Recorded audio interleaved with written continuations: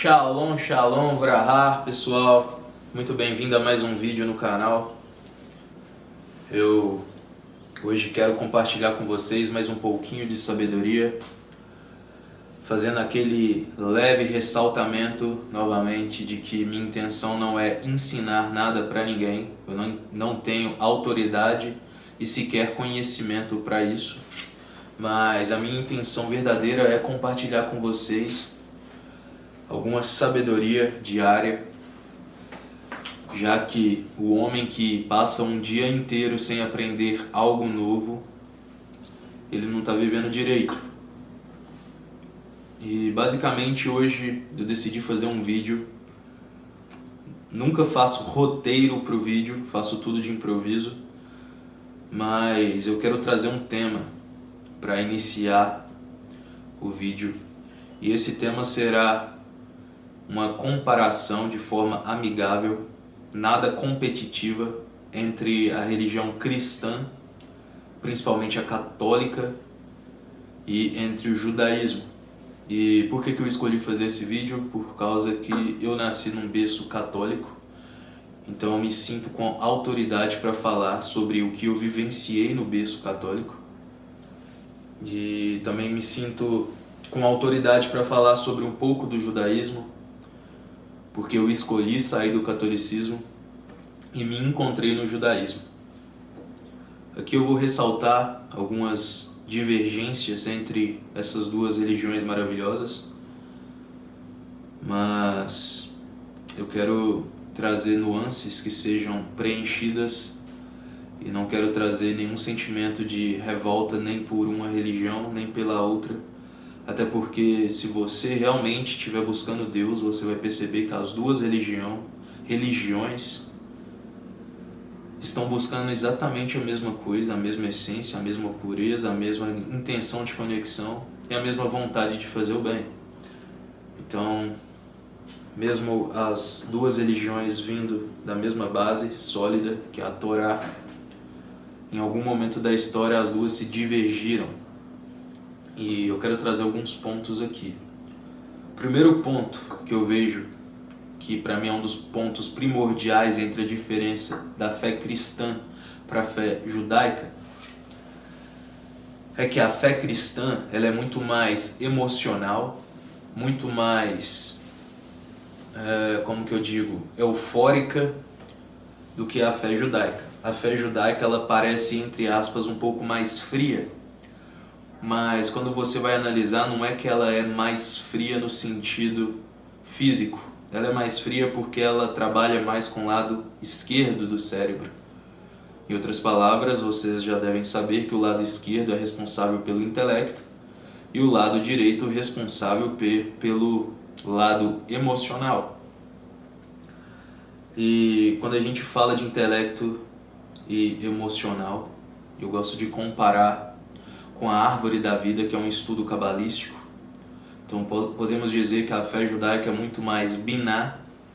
Eu vou ver se eu consigo colocar na edição, talvez não coloque, mas vocês podem pesquisar sobre a árvore da vida. É um ensinamento que foi passado para Adão, depois para Abraão, chegou em Moisés, e hoje em dia é um estudo cabalista que poucas pessoas se aprofundam, até porque não tem conhecimento. Mas voltando à ideia, eu vejo que a fé cristã é muito mais hormar, que estaria ali na emanação do lado direito, ligada à emoção. Só um minuto para eu servir um belíssimo vinho e fazer a bênção de Shiakol nela. Baruch atah Adonai Eloheinu melech haolam Shiakol niat baroi. Como eu estou fazendo esses vídeos para Bnei Noah e até para pessoas que ainda nem conhecem esse movimento, essa bênção, ela basicamente está falando em português: bendito seja o eterno nosso Deus que fez o mundo com palavras. Enfim, o que eu quero dizer com a fé judaica ser mais racional e a fé cristã ser mais emocional é basicamente de forma holística que a fé judaica, que em hebraico é chamada de emuná, ela é muito mais detalhada, ela tem muito mais circunstâncias, até mesmo leis a serem seguidas, regras também. E a fé cristã, ela é muito do tipo, eu aceito, eu sinto e só isso basta. A fé judaica, ela necessita de informação constante, estudo atrás de estudo, e nunca é suficiente. Até por isso mesmo que os judeus não têm a missão que os cristãos, perdão a meus erros de dicção, eles têm a missão de levar a palavra, até mesmo de converter as pessoas. E o judaísmo, você nunca vai ver nenhum judeu fazendo isso. Por quê? Porque a fé judaica diz, não importa o quanto você estude, você nunca vai entender a Torá completamente.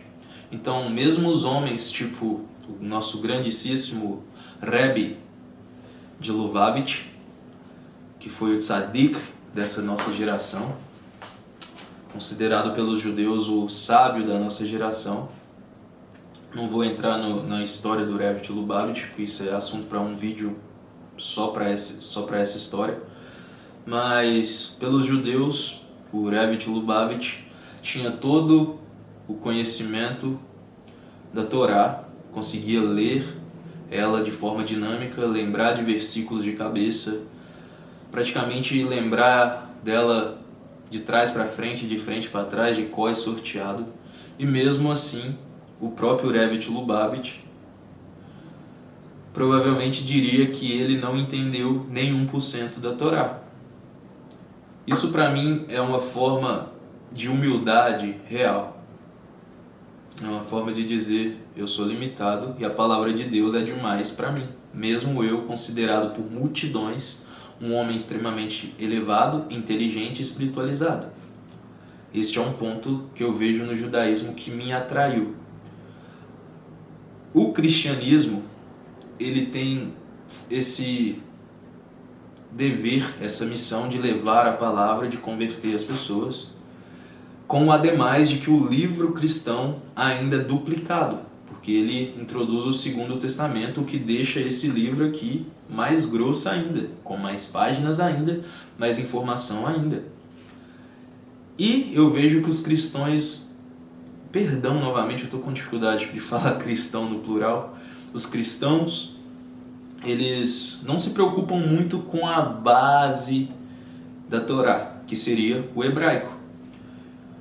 Eu vejo muitos pastores, né, que leem a Bíblia e para eles isto basta. Eles leem o que eles entenderam e daí eles já acham preparados para passar para frente, né? E eu vejo que isso para mim não comunica muito bem com a minha intenção de conexão pura. E esse foi um dos motivos de eu ter saído do cristianismo.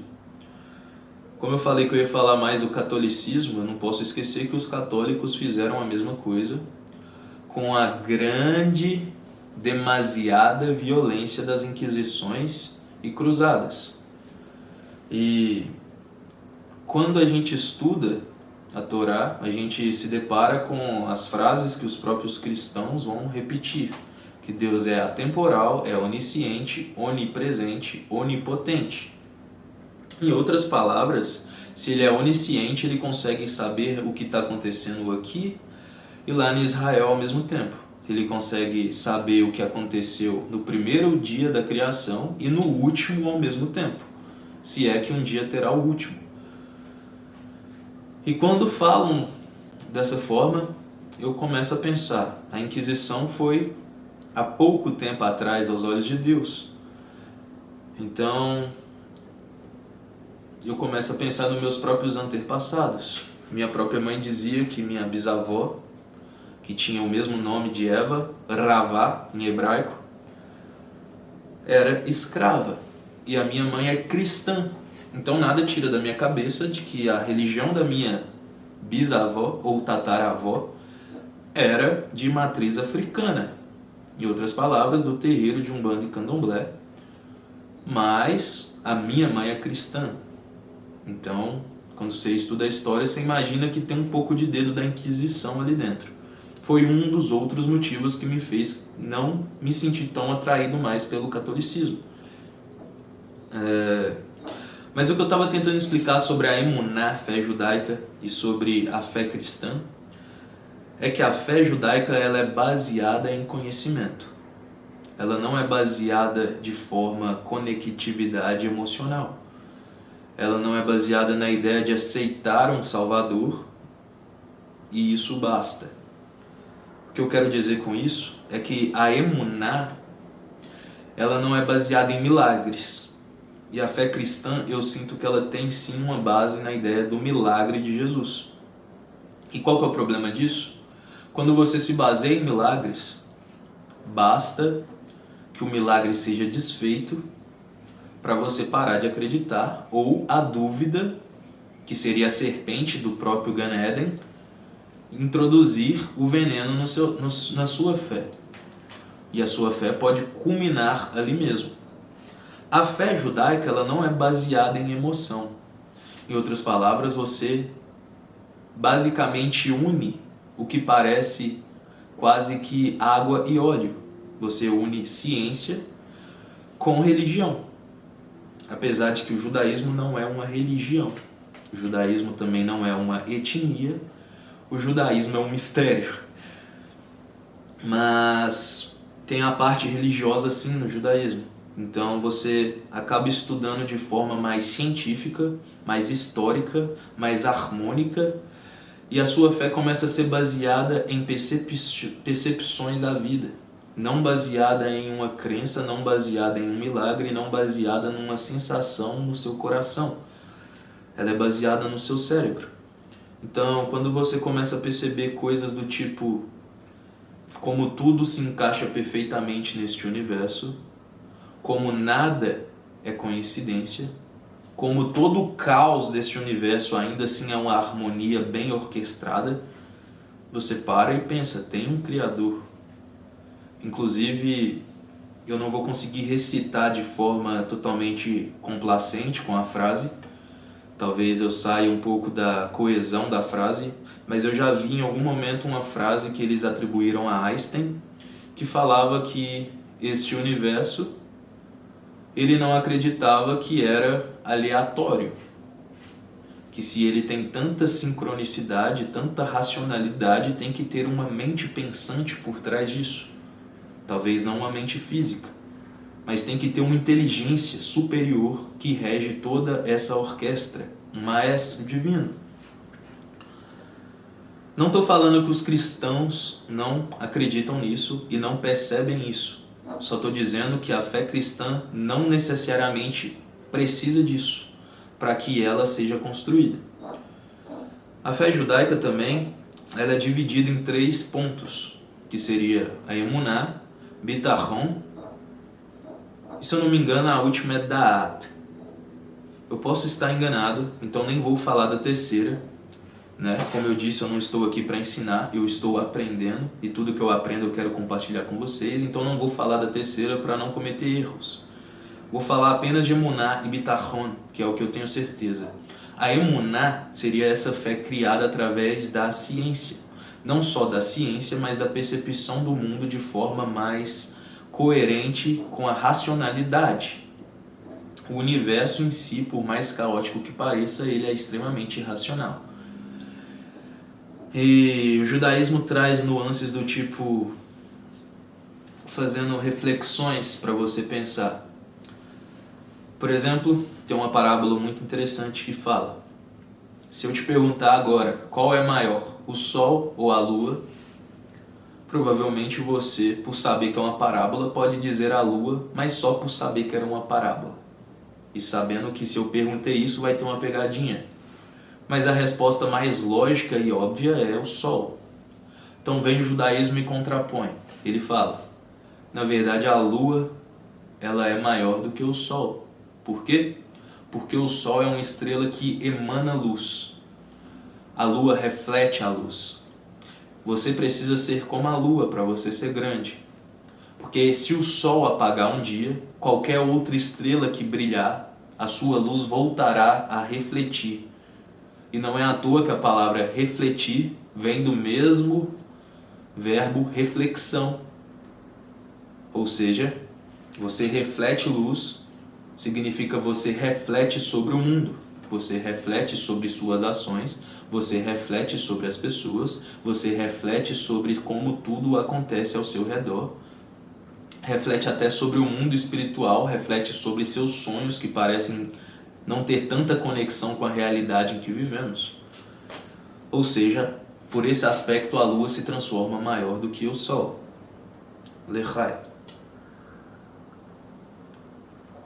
Bitachon está entrelaçado com essa fé emuná, que seria uma fé mais racional. Mas Bitachon está mais ligado à ideia de confiança plena. É o fato de o mundo estar caindo e você dizer, tudo bem, confio no processo, se Deus está fazendo é bom. Não é que é pro bem, é bom. No meio do caos, aquele que tem Bitachon, ele fala é bom.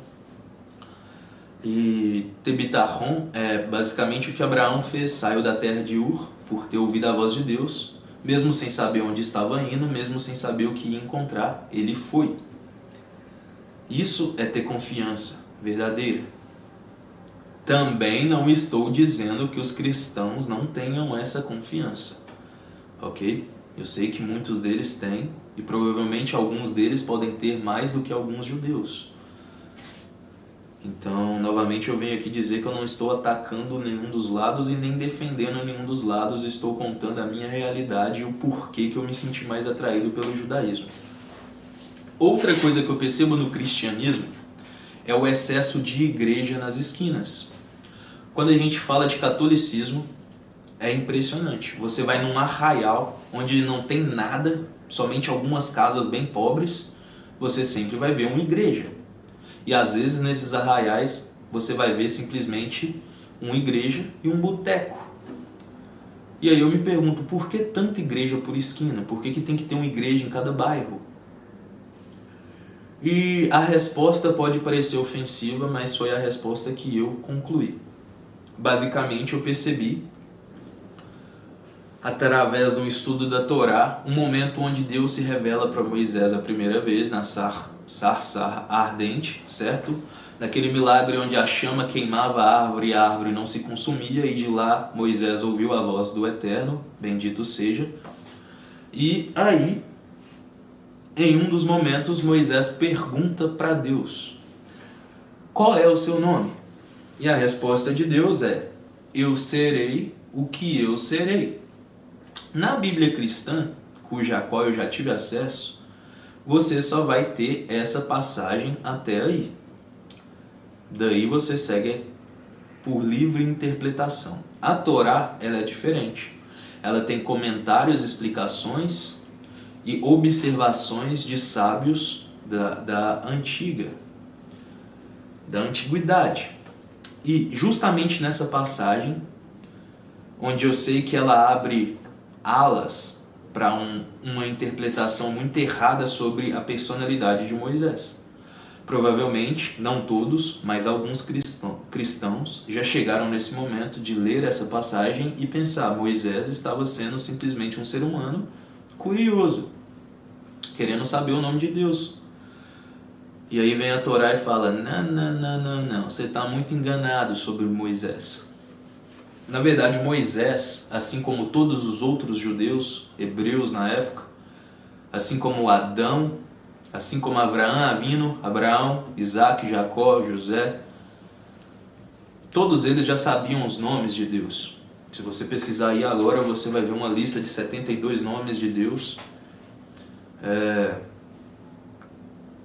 E Moisés não era uma exceção, né? Obviamente, por ser um homem extremamente elevado, ele até tinha uma conexão maior com esses nomes.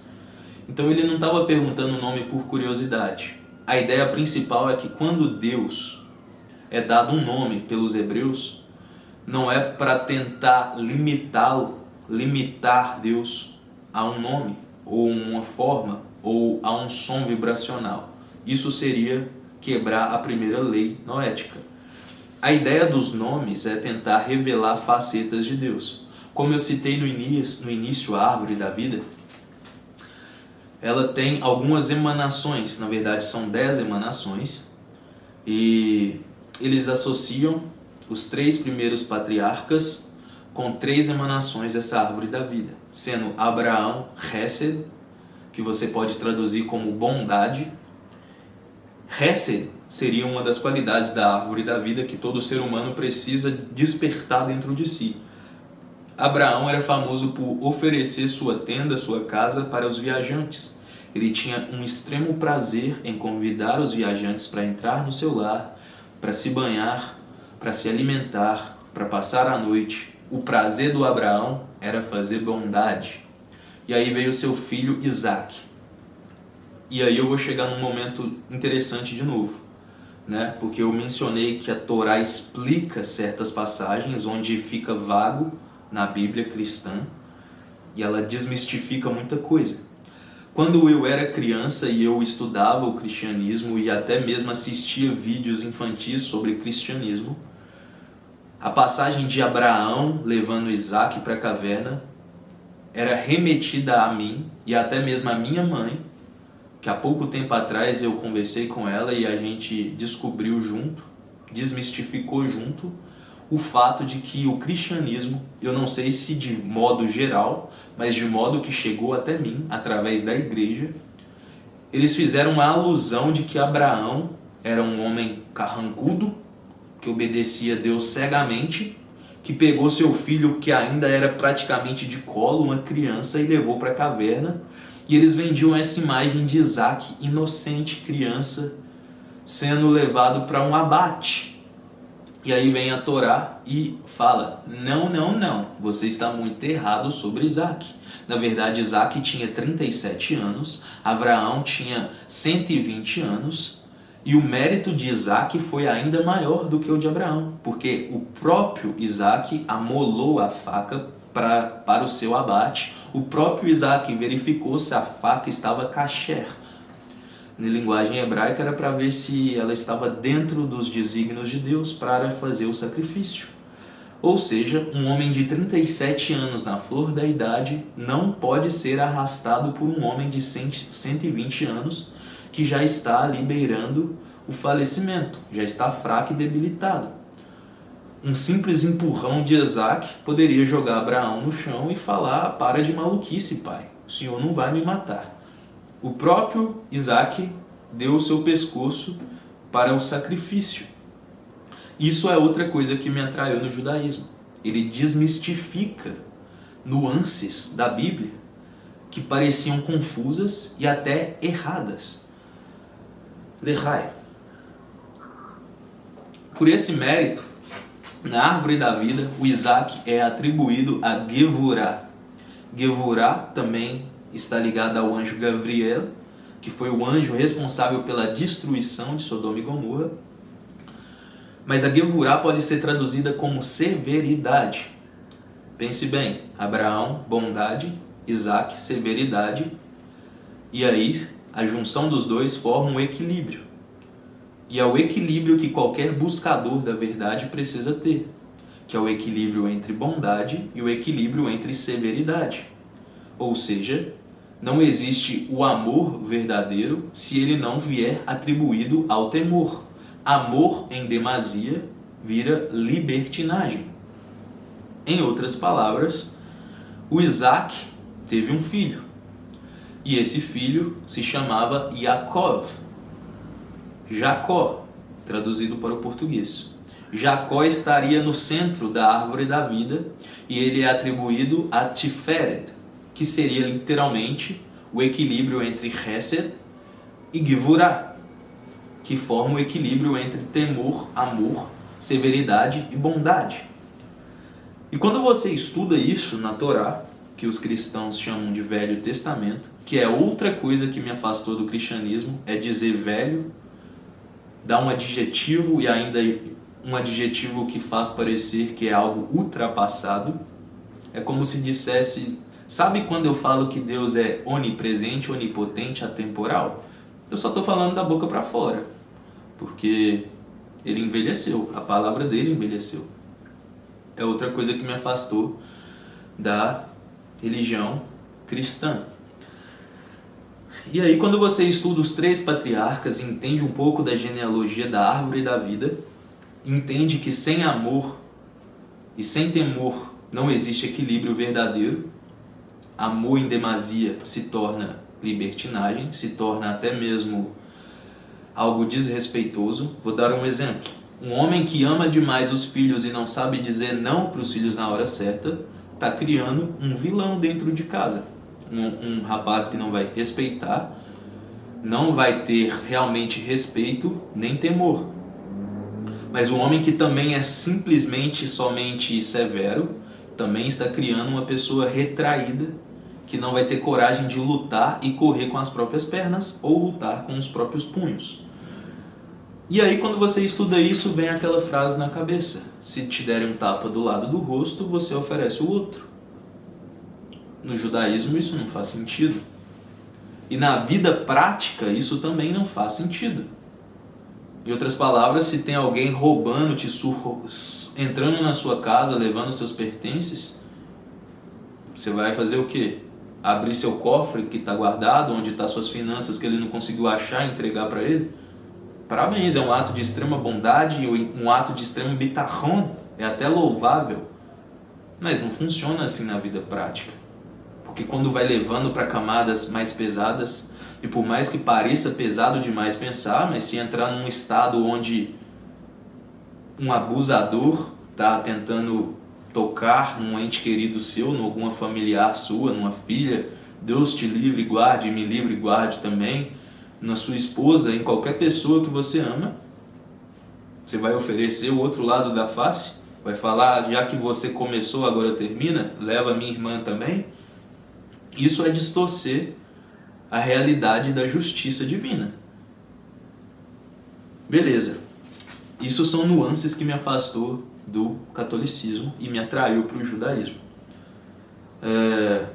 Outra coisa também é que eu sinto que o catolicismo, com a vinda de Cristo, transformou o Deus do Velho Testamento em outra entidade. Eu estou falando da minha experiência, não estou falando como decreto, estou falando da forma que foi entregue a mim. E conversando com muitos amigos próximos, sinto que foi entregue a eles dessa forma também.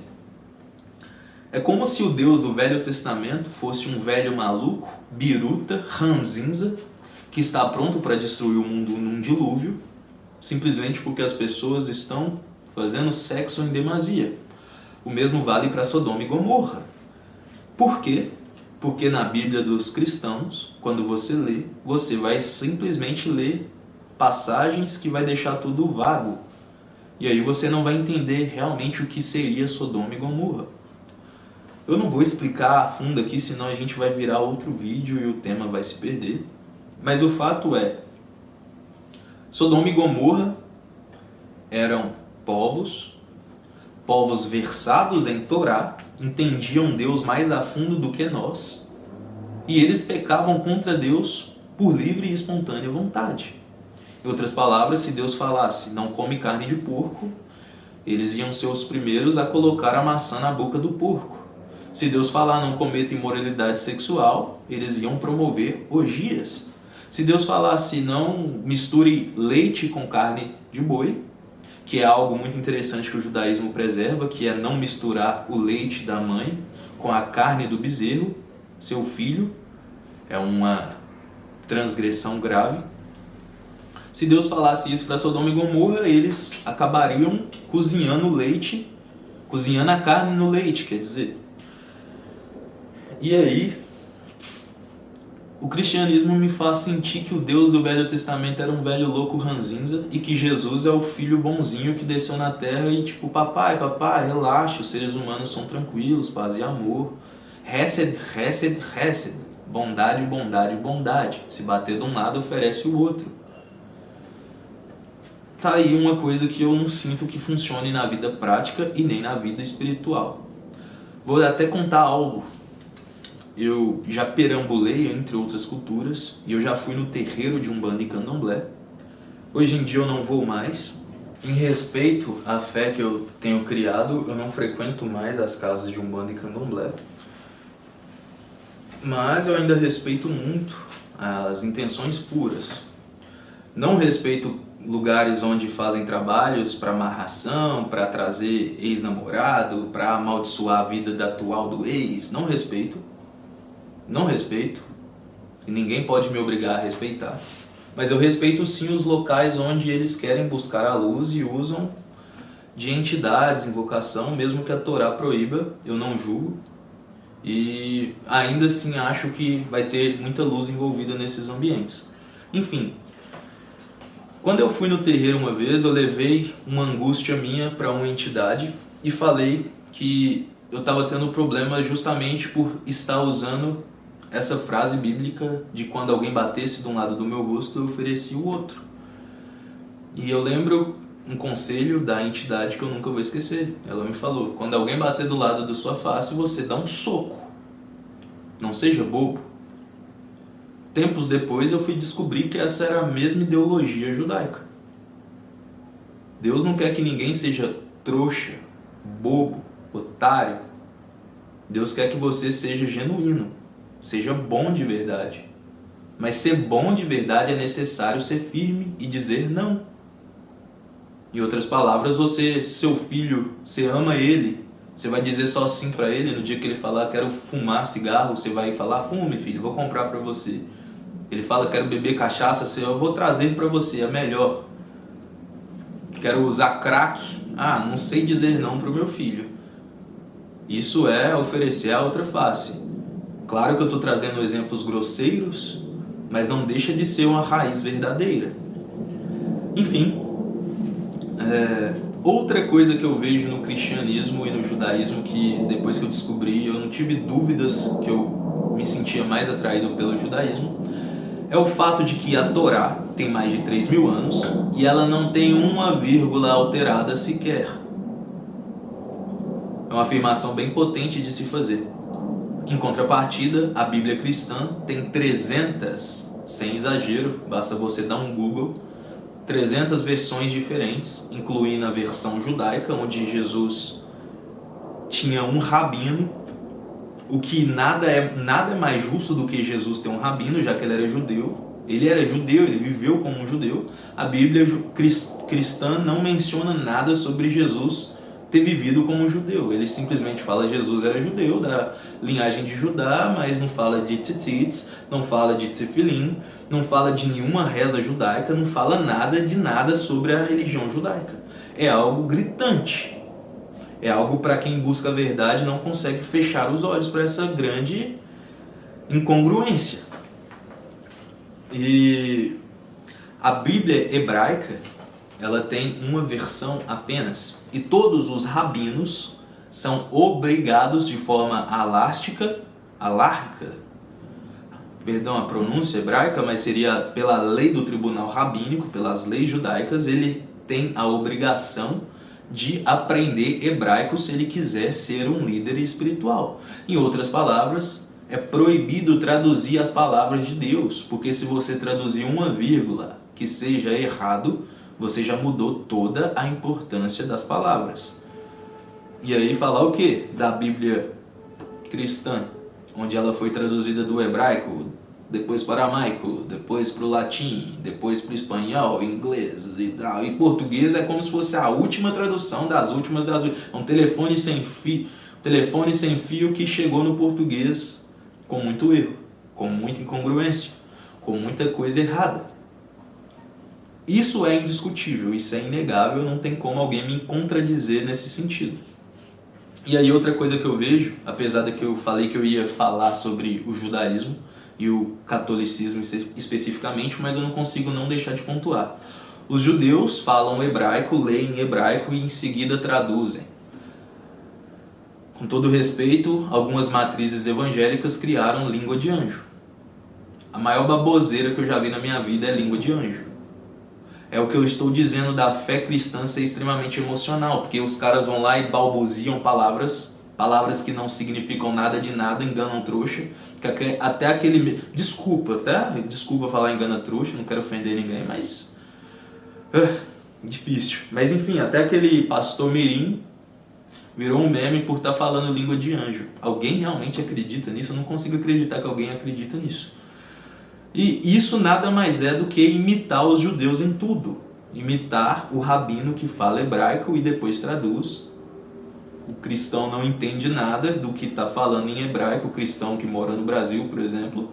E aí vem o pastor, vê o rabino falando em hebraico e imita.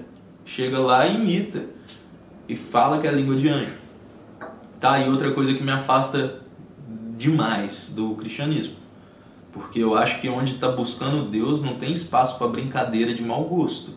Não tem espaço para enganar pessoas. Não tem espaço para fazer negócio comercial e desonesto ainda. Lehai. Então, esse detalhe eu acho que ele é muito importante. A Torá nunca foi traduzida. Eu tenho a Torá traduzida. Posso até tentar mostrar para vocês. Não vou mostrar agora não, senão vou ter que levantar, chegar perto da câmera. Mas talvez nesse vídeo mesmo eu tento fazer isso no final. A Torá ela vai ter as passagens em português, mas do outro lado vai ter em hebraico. E o hebraico é considerado a primeira língua do mundo. A língua usada pelo povo hebreu, que foi escravizado pelos egípcios, que foi perseguido por Nabucodonosor na Babilônia, que foi perseguido na Grécia, na Espanha, em Portugal, na França, na Alemanha nazista, que foi espalhada por todos os cantos do mundo, e mesmo assim é uma língua que não se perdeu. A língua da Babilônia antiga se perdeu, a língua da Mesopotâmia antiga se perdeu, a língua do Egito se perdeu. Me explica isso. Me explica como que essa língua se manteve, se nem o povo estava unido no mesmo lugar. Tinha gente na Ásia, tinha gente na Europa, tinha gente na América do Sul, na América do Norte. Me explica. É impossível explicar. De forma racional não tem como explicar. Beber um pouco d'água. Baruch atah Adonai Eloheinu melech haolam she'akol nהיה b'dvaro.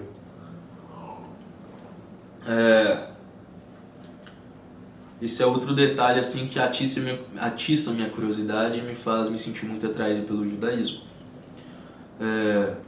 Eu comecei, eu acho, no meio do vídeo falando, e eu me perdi no meio das explicações, mas eu tenho certeza que eu mencionei a ideia de que existe igrejas em cada esquina, e na minha cidade mesmo, onde eu moro, não tem nenhuma sinagoga. Literalmente existe uma igreja em cada esquina, existe igreja católica em cada bairro, e igreja evangélica existe uma de frente para a outra, e o que vai na igreja da esquerda não entra na igreja da direita, eles são concorrentes. Ora bolas, que é isso? Que é isso? Não dá para entender. Essa é uma desunião de pessoas que seguem a mesma coisa, é uma segregação de pessoas que acreditam no mesmo Deus. Estranho. O judaísmo tem várias vertentes, tem Sefaradi, Ashkenazi, tem entre outras, e eu não posso afirmar, tá? Eu não vou tomar partido afirmando para defender, como eu falei, não vou atacar nem defender, mas eu já ouvi de fontes confiáveis, de rabinos confiáveis, de que em Israel os Ashkenazis vão na sinagoga Sefaradi para rezar o Sidur Sefaradi e vice-versa. Então não existe essa segregação, por mais que eles tenham sua cultura própria, tenham sua nominação própria e seus rituais próprios. Eles respeitam muito uns aos outros, porque no final eles estão buscando a mesma coisa. Nada mais coerente. E sobre o que eu percebi, que está entrelaçado, que eu falei lá no início sobre a passagem que Moisés pergunta o nome de Deus e Deus responde, eu serei o que eu serei. Eu consegui interpretar disso, isso aí já não é explicação na Torá, foi dádiva divina que me veio na cabeça de interpretação. E eu senti que Deus estava tentando dizer para Moisés, eu não vou provar quem eu sou, Moisés, eu não vou dizer para ninguém, eu sou a luz, me siga, eu sou o Salvador, acredite em mim, eu não preciso fazer isso.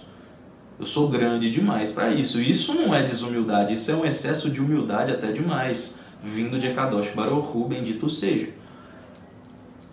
Eu vejo que a Igreja Católica, principalmente pelo passado histórico de mortalidade acentuada, de conversão forçada, com base em tortura literal, lembrando que Deus é atemporal, então difícil esquecer isso e passar um pano para isso.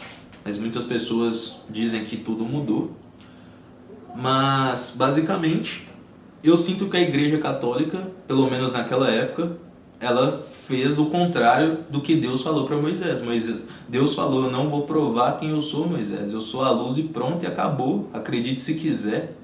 Não preciso sair por aí convertendo ou convencendo pessoas. A Igreja Católica fez o oposto.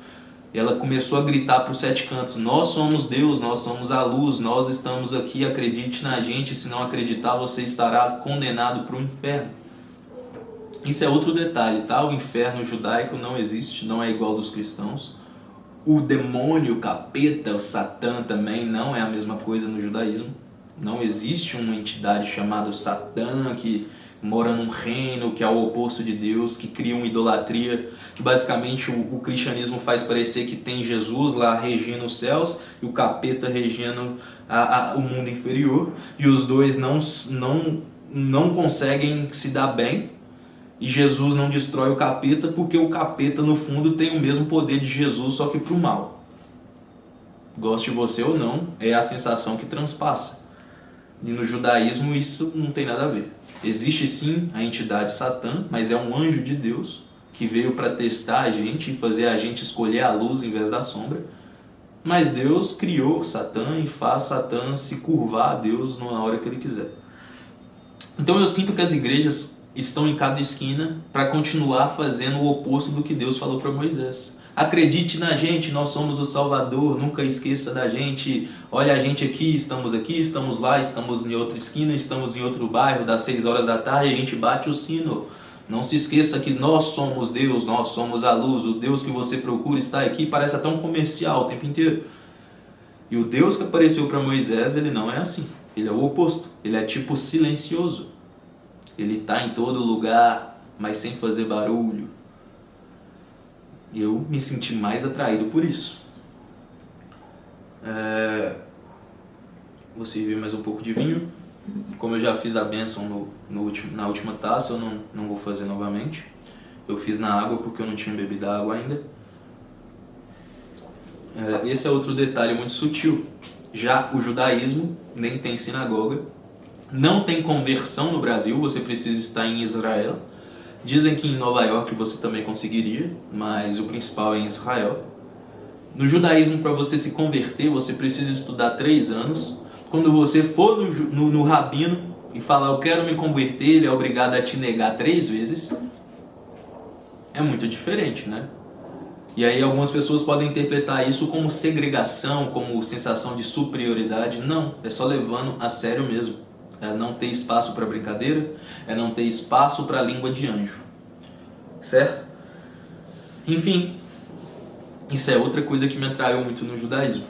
Dá uma sensação de ser mais sério, porque a busca tem que ser séria. O povo tem que sorrir, tem que ser animado, tem que estar alegre, mas a busca tem que ser séria o tempo inteiro. Não tem espaço para brincadeira num assunto tão sério quanto é a Kadosh Baruch Hu. Deixa eu pensar se tem mais alguma coisa assim que eu gostaria de pontuar, porque eu sinto que o vídeo já está ficando deveras extenso. Deixa eu ver algo mais que seja realmente relevante. Eu creio também que... sim, já sei, uma coisa maravilhosa. Desculpa a demora para pensar. Vai ser a última coisa que eu vou falar e vou finalizar o vídeo. A história de um Salvador. A história vem entrelaçada com Jesus sendo morto pelo Império Romano, o mesmo império cujo qual criou o cristianismo. Lembrando que Jesus era judeu, acreditava no Deus de Moisés, e aí o império que matou Jesus fez Jesus virar um Deus totalmente novo. Vocês podem falar que não é diferente, mas é assim. Porque Jesus nunca afogaria ninguém num dilúvio, Jesus nunca destruiria uma cidade, Jesus não tem o lado severo, Jesus é bondade o tempo inteiro, Jesus é amor. O Deus de Abraão, Isaac e Jacó, ele é amor e temor, ele é o equilíbrio. Jesus é só amor. Não estou ofendendo, mas estou pontuando o meu ponto de vista, e eu sei que é um ponto de vista que muita gente compartilha, e que muita gente no próprio cristianismo sabe disso e às vezes não vai aceitar isso por estar falando do que ele ama. Mas não posso fazer nada, é uma verdade. E a ideia de que Deus morreu, se sacrificou por nós, tirou nossos pecados, é algo que eu nunca engoli. Porque isso dá aval para você continuar sendo uma pessoa ruim. Uma pessoa que não é realmente pura. Uma pessoa que realmente diz, beleza, eu matei, eu roubei, Deus nos livre, estrupei, fiz todo tipo de coisa ruim, mas basta eu dizer eu aceito Jesus. Em outras palavras, a lógica cristã fala, se um abusador de criança abusou de uma criança na infância, essa mesma criança cresceu revoltada e ela fala, eu não acredito em Jesus. O cristão vai ter a pachorra de olhar para essa criança e falar, felizmente você está condenado, amigo, vai para o inferno, hein? Se fosse você, aceitava. Enquanto o estrupador, ele basta falar, eu acredito em Jesus, eu visto uma camisa de Nossa Senhora de Aparecida. Ele fala, você errou no passado, hein? Mas Jesus tirou seu pecado. Cara, é uma lógica tão grotesca, tão abissal, tão abismal, tão nojenta. Não quero ofender, mas trazendo para esse exemplo específico é nojento. E é uma verdade absoluta. Quem negar isso, novamente, está literalmente tentando defender o que ele sabe que é verdade, mas tentando justificar porque ele ama demais Jesus e não quer ver alguém falando verdades contra ele. Certo? E o judaísmo é o oposto disso. O judaísmo literalmente fala, ninguém pagou seus pecados não, amigão. Está cheio de pecado na conta aí. Faz o seguinte, faz techuvá. Techuvá significaria retorno. Se arrepende. Mas não é um arrependimento dizendo, eu acredito em Deus, pronto, acabou. Não, cara. Lembre do seu passado, do que você fez, remoa isso, reflita sobre isso, chore sobre isso. Se ofendeu uma pessoa, não basta dizer acredito em Deus e tá pronto. Vai naquela pessoa e pede perdão. Se reconcilie com aquela pessoa, se reconcilie com você mesmo. Seus pecados não estão pagos. Você está cheio de pecado, cheio. Mas você precisa fazer alguma coisa para mudar. Inclusive, o erro de Adão pelos cristãos simplesmente é morder uma maçã influenciado por Eva. Segundo o judaísmo, o erro principal de Adão não foi contra Deus. Não foi contra ir. Caramba, desculpa. Não foi ir contra a vontade de Deus. Dificultei algo simples. O erro de Adão não foi comer a maçã, não foi ser influenciado pela serpente, muito menos por Eva. O erro de Adão foi que quando Deus perguntou para Adão, por que comestes do fruto que eu lhe proibi? Adão respondeu, porque a mulher que tu me destes me influenciou. Em outras palavras, ele não assumiu o próprio erro. E diz os sábios que se Adão tivesse dito, Hashem, Deus, eu errei, eu comi a maçã sim, estou arrependido porque agora eu sinto que eu estou nu, agora estou sentindo sensações ruins, agora estou com desejos carnais, agora eu não estou conseguindo ter a mesma pureza que eu tinha antes. Deus teria simplesmente falado, bobinho, hein filho, tá perdoado.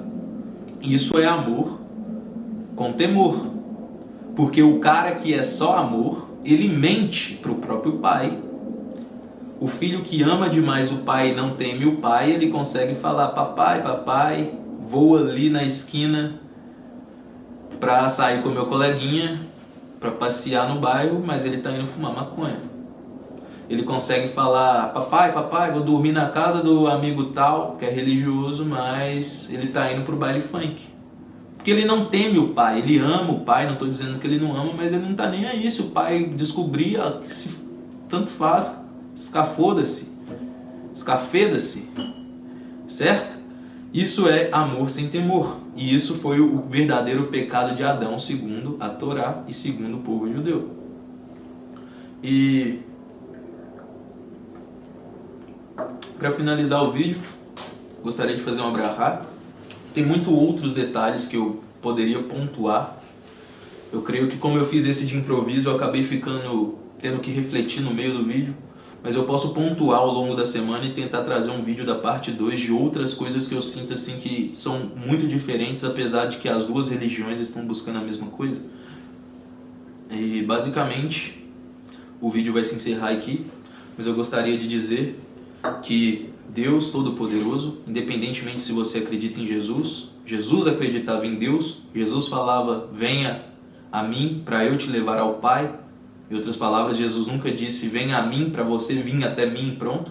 O próprio Jesus falava, levar ao Pai. Então estou falando em nome do Pai, para que Ele te dê muitas brachot, que seriam bênçãos em hebraico, que interceda sobre você, sua família, te dê muita paz, muito amor, muito saúde, muito temor, respeito, e te transforme numa pessoa boa, e que me transforme numa pessoa boa também, porque eu não sou exemplo para ninguém, mas eu estou buscando ser exemplo para mim mesmo e para o meu filho.